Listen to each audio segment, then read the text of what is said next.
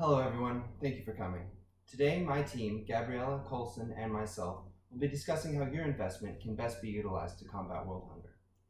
Now, last year the Mercy Corps released an article stating that over 840 million people no longer have enough food to sustain their health. And even more alarming than that is the risk of global pandemic that stews in these areas. Now, in 2014, the World Bank issued a report stating that global pandemic was more of a threat to any nation's economy or infrastructure than even terrorism. So how do we approach this problem? Well, it begins with looking with how we got it in the first place, where we are today, and what our prospects for the future are. Over the years, we've realized that a lack of infrastructure is the most influential factor to mass starvation. We see this in countries like India and Pakistan. War in Africa, and a general dependence on good weather for successful farming. But you'll be happy to know that over the last 30 years, we now have 17% more food per person than we did when we began. And that comes at the cost of hard work and sound investment. According to Bread for the World, an organization dedicated to fighting world hunger, poverty and job instability, no matter the financial situation of your country, are the most influential factors in modern starvation. A large percentage of the people starving in today's societies are farmers, people who are cut off from the infrastructure and are dependent on what they grow to survive.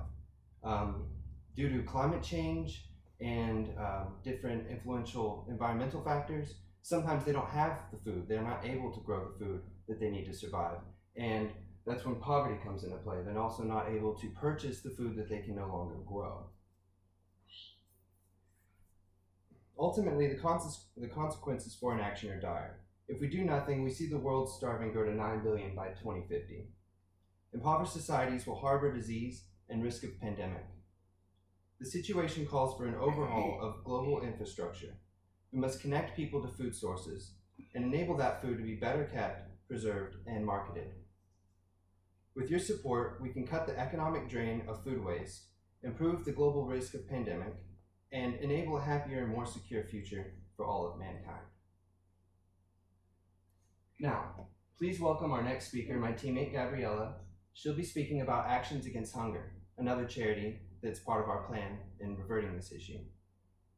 She'll also be expressing general education, improvement of general education on the issue. Thank you.